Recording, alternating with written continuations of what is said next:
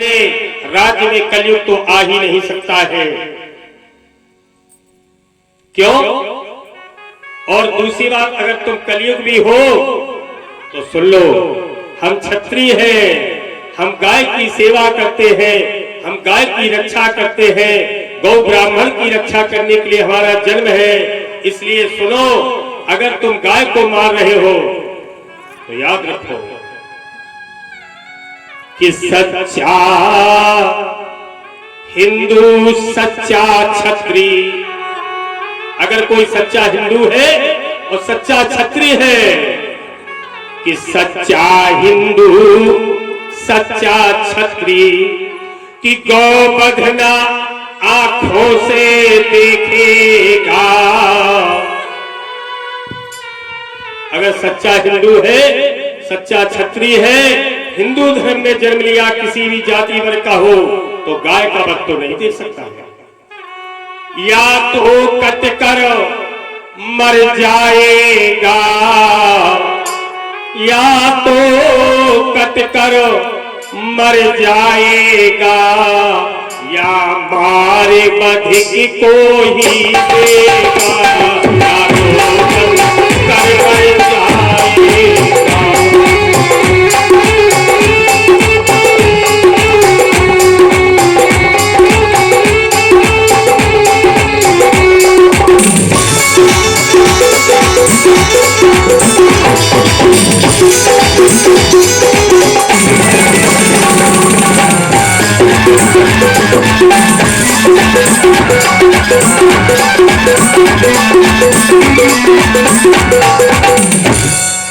महाराज, सच्चा क्षत्रिय, सच्चा हिंदू गौवध को नहीं देख सकता। गाय हमारी माँ है, हम गाय की पूजा करते हैं, हम गाय का वध तो नहीं देख सकते हैं। और गाय से जो बछड़े प्राप्त होते हैं, हमारी खेती करवाते हैं, वो भी हमारे पूज्य हैं। कलयुग को डांटा फटकारा, कलयुग ने कहा मैं जा नहीं सकता हूं। क्यों? क्योंकि ये ब्रह्मा का नियम है, 4 युग हैं और चारों युग अपने अपने समय पर आते हैं। अब कलयुग का आगमन हो गया। परीक्षित ने बहुत समझाया, लेकिन कलयुग नहीं गया। तो परीक्षित ने कहा मैं रहूं, कलयुग ने कहा मैं रहूंगा तो यहीं, आप जो भी देना चाहे मुझे स्थान दे दो, मुझे कहां रहना जगह बता दो, आपका राज्य है। परीक्षित ने 4 स्थान दिए हैं कलयुग को।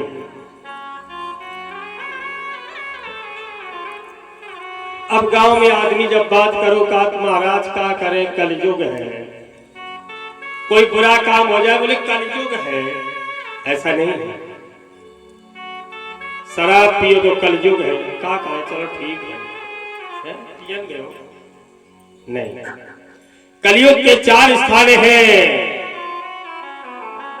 द्यूतम पानम त्रियासूनम यत्रा धर्म चतुर्विधा। कौन स्थान है?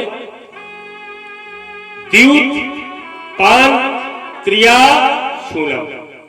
द्यूत माने होता है जुआ। आप ये समझे कि इतना बड़ा गांव सब में कलयुग है, सब में नहीं है। अब यहां कोई कहे कलयुग नहीं, जहां पर जुआरी जुआ खेल रहे हो वहीं पे कलयुग है। और पानम, जहां पे दारू पी जा रही हो वहां कलयुग है। इसलिए अगर पी रहे हो तो उसको भैया बंद कर दो, क्योंकि कलयुग का स्थान हो जाएगा आपके घर में, आपके परिवार में। इसलिए न जुआ खेले न शराब पिए। द्यूतम पानम, जहां पर स्त्रियों के साथ व्यभिचार होता हो वहां भी कलयुग है। और जहां पर छोटे छोटे बालकों की हत्या की जाए, गर्भ में पल रहे बालकों को लड़का लड़की समझ करके उनकी हत्या कर दी जाए, वो भी कलयुग है। जो लोग सोचते हैं कि गर्भ की चेकिंग कराते हैं कि लड़की है कि लड़का, ये कलयुग का काम है। संसार में जो भी आता है अपने भाग से आता है, चाहे वो लड़की हो और चाहे लड़का हो। जिनके घर में कन्याओं का जन्म होता है बड़े भाग्यशाली पुरुष होते हैं, ऐसा नहीं है। तो कलयुग ने कलयुग को 4 स्थान दिए हैं कि जहां शराब पिए वो कलयुग है, जुआ खेले तो कलयुग है, और इसके बाद स्त्रियों का सम्मान न हो, अपमान हो या व्यभिचार हो, कलयुग का स्थान है। छोटे छोटे बालकों की हत्या की जाए, कलयुगी लोग करते हैं ऐसा। तो उसने कहा कि 4 तो आपने दे दिए, 1 हमें ले लेने दो। बोले मांग लो। 5वां स्थान उसने खुद मांगा है। बोले कौन सा? बोले मुझे सोने में बांस दे दो, स्वर्णवास। आज सोने में बांस जो ही कहा, परीक्षित ने एवं वस्तु तो कह दिया, लेकिन परीक्षित के सर पर भी जो मुकुट है वो काय का है? सोने में। और सोने में कलयुग का वास है भी, क्योंकि जिनके पास ज्यादा सोना होता है, ज्यादा रुपया पैसा होता है, उनका हिसाब किताब देखिएगा, किसी से बात नहीं करते हैं। इतना नशा हो जाता है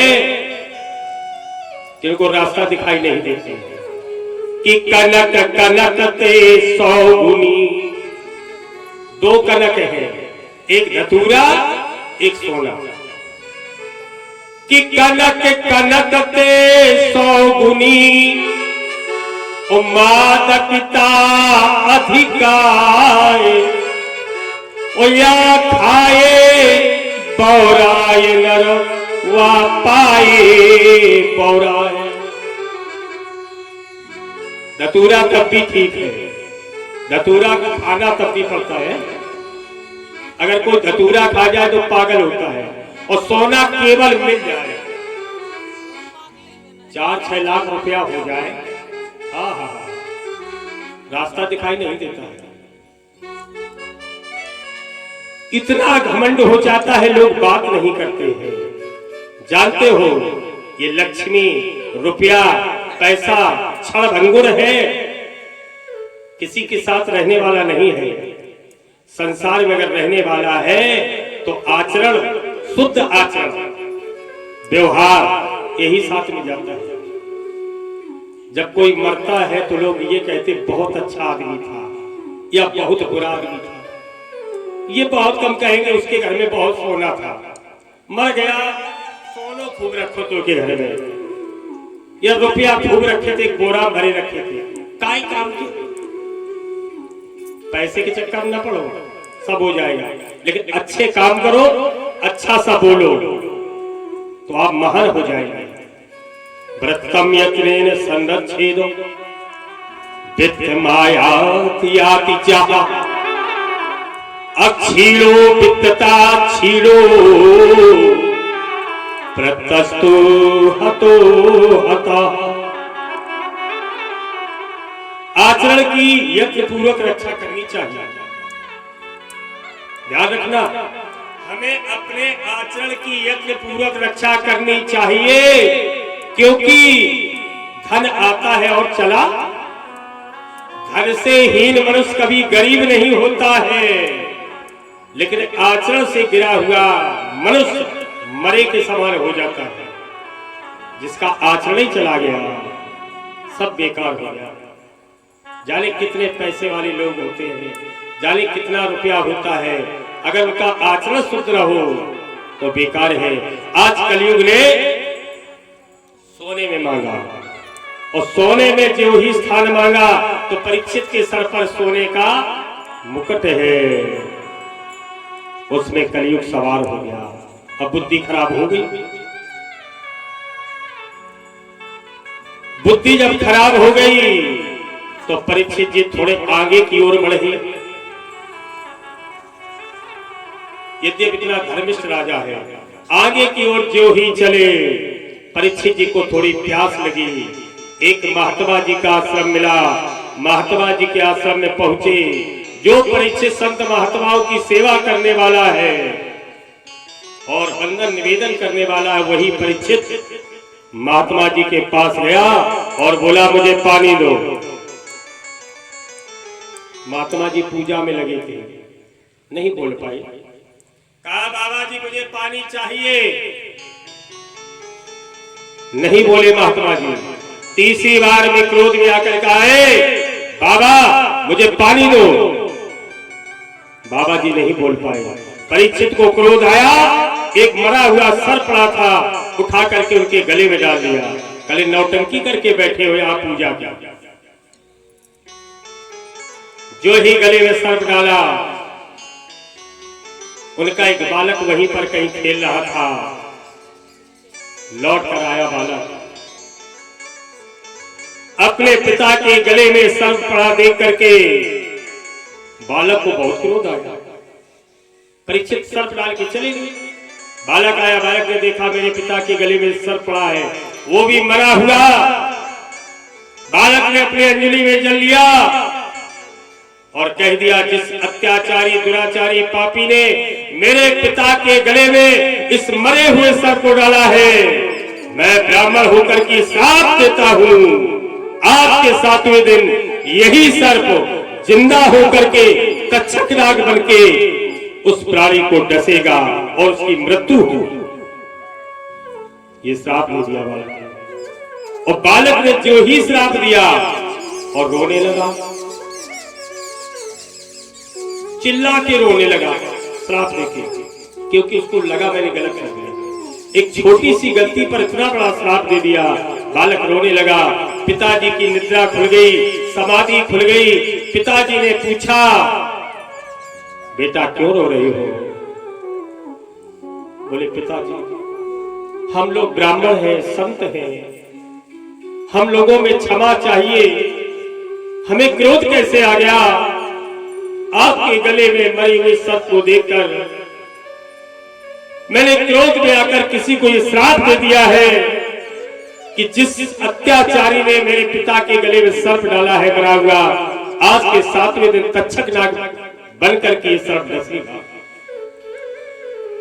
जो ही ऐसा कहा, महाराज श्रृंगी ऋषि दुखी हो गई।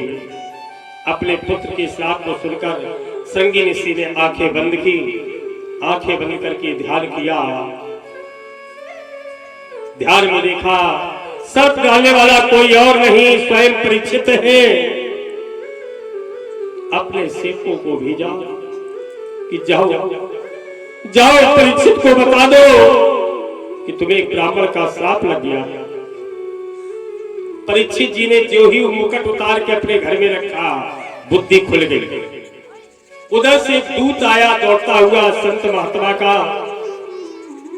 परीक्षित को सारी कथा बताई कि तुमने ऐसा किया, ऐसा किया, एक महात्मा के गले में सर्प डाला, इससे तुम्हें ये श्राप लगा है। परीक्षित ने जब बुद्धि खुल गई तो परीक्षित ने सोचा कि मैंने इतना बड़ा अपराध कैसे कर दिया, समझ में नहीं आ रहा है। मैं तो ब्राह्मणों की सेवा करने वाला हूं, संत महात्माओं का पूजन करता हूं, लेकिन अगर किसी ब्राह्मण ने श्राप दिया तो कम दिया, केवल मृत्यु तक का श्राप दिया है। मुझे तो श्राप 7 जन्म का मिलना चाहिए, क्योंकि मैंने ब्राह्मण के साथ इतना बड़ा अपराध किया है। परीक्षित जी रो करके कहने लगे कि हम करें ब्राह्मणों की सेवा, स्वामी ये धर्म हमारा, कि हम झुके ब्राह्मणों के आगे, पहला ये कर्म हमारा था। हाँ, जब मैंने यह अपराध कर कैसे दिया, लेकिन कोई बात नहीं है। ब्राह्मण देवता अगर अपने मुझे श्राप दिया है, मैं ये श्राप को श्रोधार करता हूं। आपके चरणों का वंदन करता हूँ। श्राप को स्वीकार करते हुए आज परीक्षित जी ने सोचा कि मुझे तो 7 दिन में मरना है।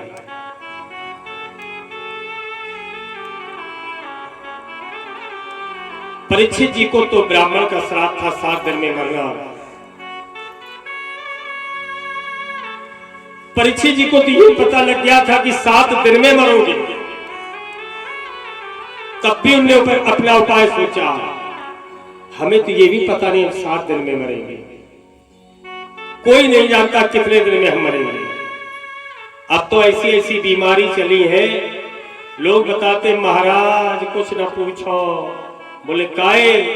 बोले कुछ नहीं, कथई सुन के गए, उन्हें छाती में दर्द भाव गोविंदाय नमो नमः।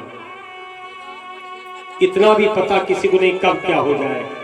जाने कितने पंडित जी कथा के 7वें दिन का और 7 दिन कथा गई, वो उतरे कथा से गोविंदाय। इसलिए परीक्षित जी को जब ये पता है कि 7 दिन में हम मरेंगे, तो उन्होंने उपाय सोच लिया।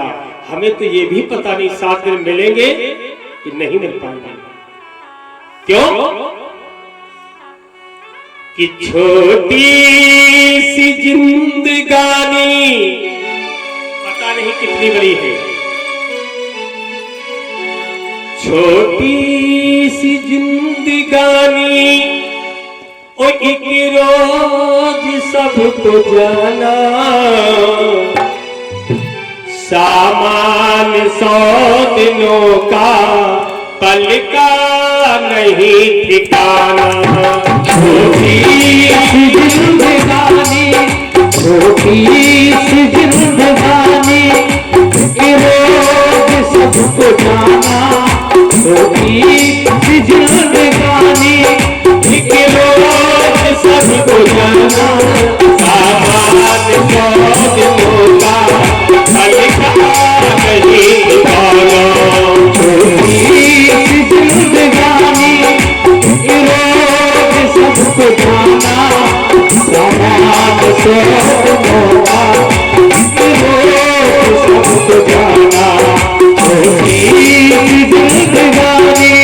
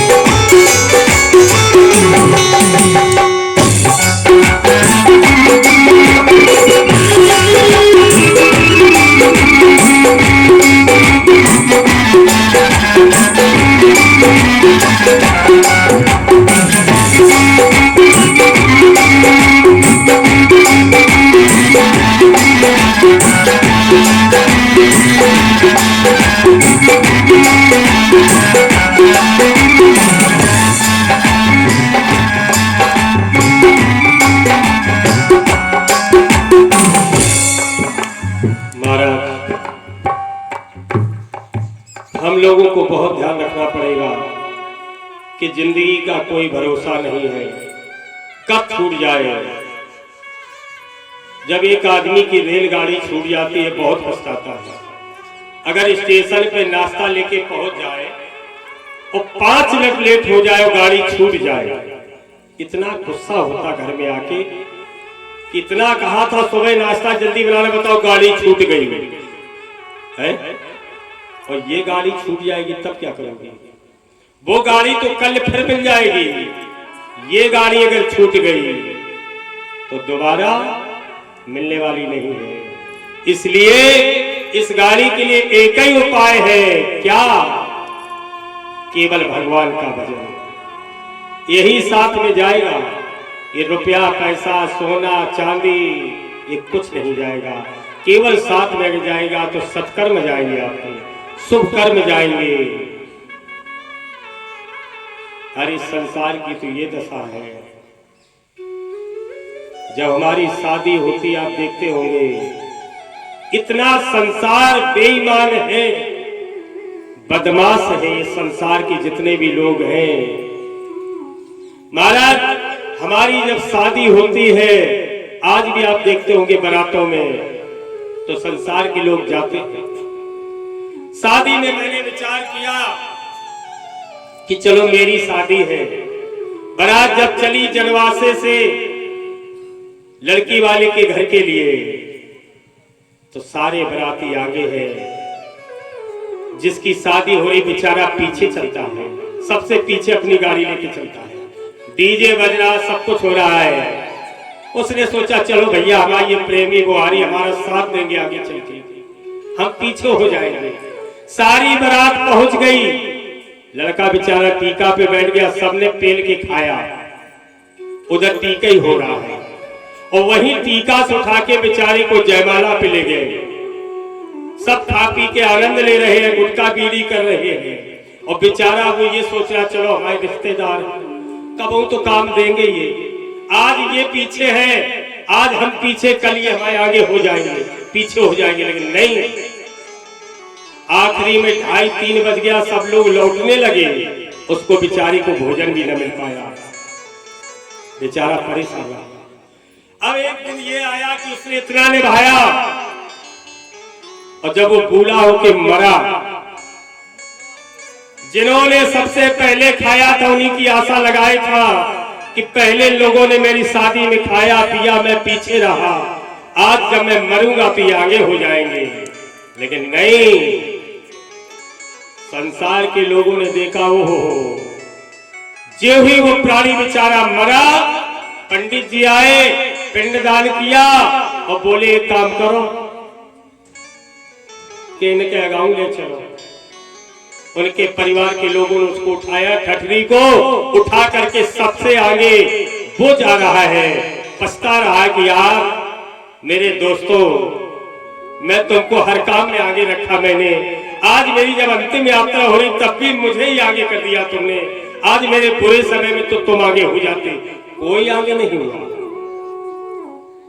अर्थी पे पहुंच गया, अर्थी जलने के बाद भी पंडित जी बोले लला उन्हीं के लड़का से कि पहले तुम आगे चलो, ले। अब उसको और क्रोध आ रहा है, देखो हम आगे फिर हमारा लड़का आगे, सारी समाज पीछे है। अर्थी जलने के बाद जब भी लौटाया गया तो उसके ही बालक को आगे किया गया।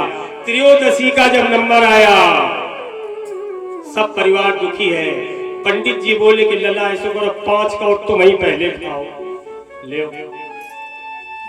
ये संसार है जिसकी आशा लगाए बैठे हैं, बेचारा रोता जा रहा है, 5 कौर तोड़ के खा रहा है, तब सब बोले क्या भूखा है। और एक बात हाथ जोड़ के और कहो सबसे कि भैया भोजन करो, इतनी रंगबाजी संसार की है, समझो। तो ये जीव जिसकी आशा में बैठा है कि मेरी पत्नी है, मेरा परिवार है, मेरे रिश्तेदार है, मेरे व्यवहारी है, कोई काम आने वाला नहीं है। आज परीक्षित जी ने अपने कल्याण के लिए महाराज यमुना के किनारे पर एक सुंदर आसन बनाया है और वहीं पर बैठ गए। एक बालू का बहुत ऊंचा आसन है, उसको छोड़ दिया है। सब ऋषियों को पता लगा कि परीक्षित को श्राप हो गया है, ऋषि मुनि आ रहे हैं, लेकिन उस बालू के आसन पर कोई नहीं बैठ रहा है।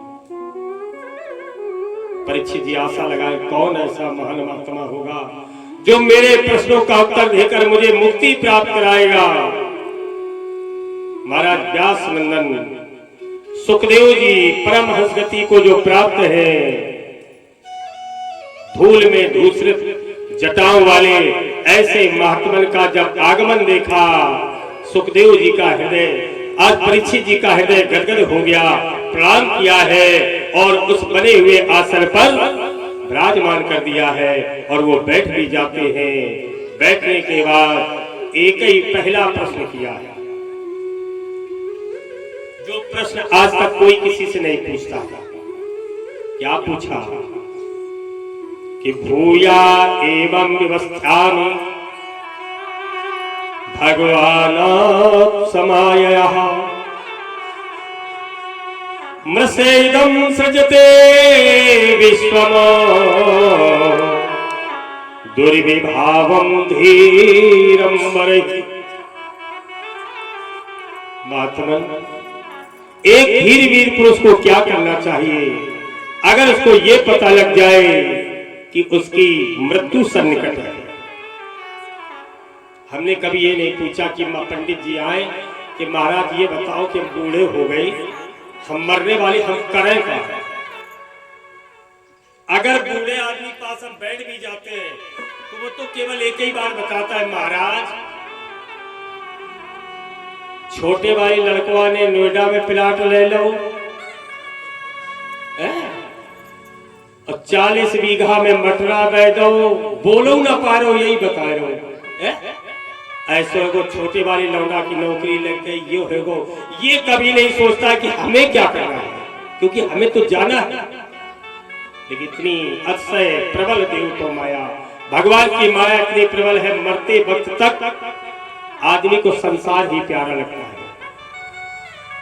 एक ना एक दिन इस संसार से हमें छोड़कर जाना है, इसलिए परमार्थ की बातें नहीं पूछता कोई। आज महाराज परीक्षित जी ने पूछा कि जिसकी मृत्यु सन्निकट हो उसको क्या करना चाहिए। भगवान ने कहा, सुखदेव जी ने, राजन जब मनुष्य को ये लगे मेरी मृत्यु सन्निकट है या न लगे, तब भी उसके कल्याण का एक ही कार्य है, वो है परमात्मा का भजन, पूजन, उससे प्रेम। क्योंकि संसार के जितने प्रेम है सब ये झूठे हैं। सच्चा प्रेमी संसार में कोई नहीं है, न पत्नी है न पुत्र है, सब ये जितने भी रिश्ते हैं सब झूठे हैं। अगर झूठे ना होते तो ये छोड़कर क्यों चले जाते। ये संसार स्वार्थी है, अपने लालच में किसी को ये नहीं मानता है। इसलिए बंधु, अगर प्रेम करना है उससे प्रेम करो, वही परम पिता है।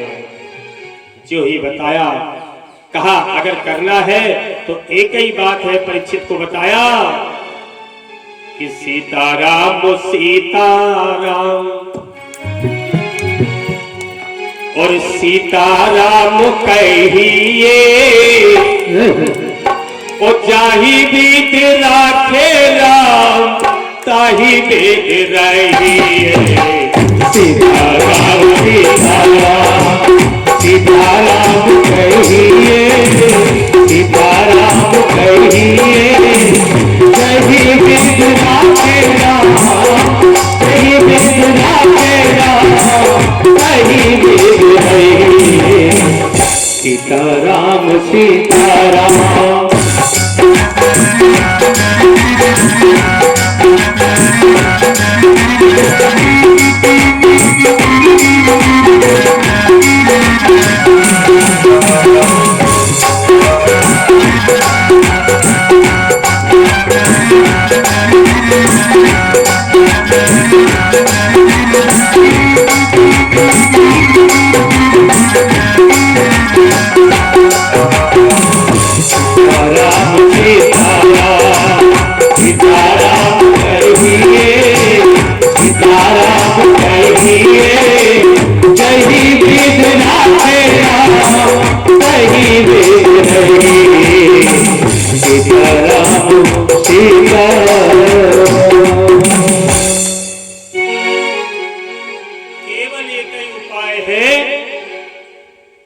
सीताराम सीताराम सीताराम कहिए। पापी मने कर ले भजने, ओ पापी मने कर ले भजने, बाद में प्यारे पछताएगा, पिंजरे से पंछी निकल जाएगा, पिंजरे से पंछी निकल जाएगा। ओ पापी मने कर ले भजन, ओ पापी मने कर ले भजन, बाद में प्यारे पछताएगा। पिंजरे से पंछी निकल जाएगा, पिंजरे से पंछी निकल जाएगा।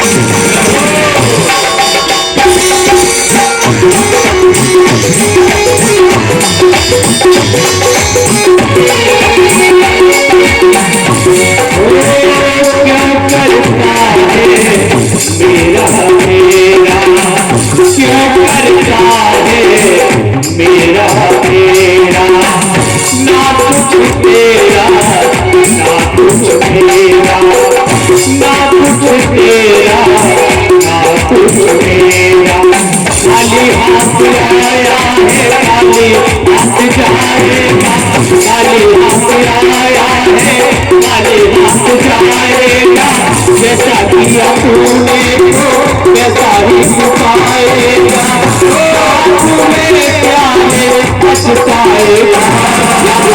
पिंजरे से पंछी निकल जाएगा, पिंजरे से पंछी निकल जाएगा।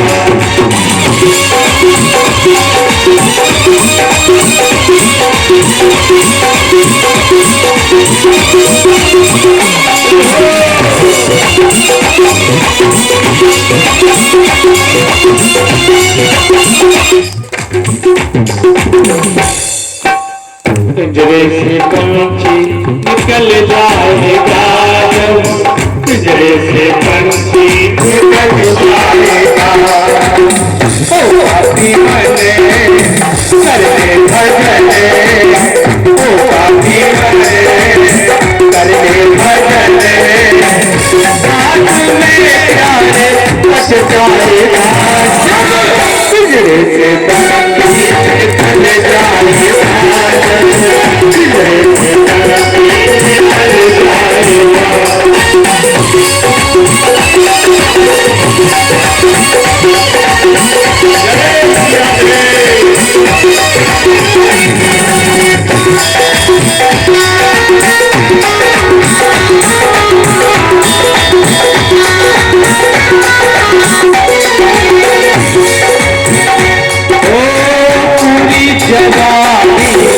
जीवन की सोया, पूरी जवानी जीवन की सोया, आया बुढ़ापा देख के रोया, आया बुढ़ापा देख के रोया, पूरी जवानी जीवन की सोया, आया बुढ़ापा देख के रोया। प्रभु की नजर से तू बच नहीं पाएगा, प्रभु की नजर से तू बच नहीं पाएगा। जैसा किया तूने तो वैसा ही तो पाएगा, बात मेरे प्यारे पछताएगा। पिंजरे से पंछी निकल जाएगा, जब पिंजरे से पंछी निकल जाएगा।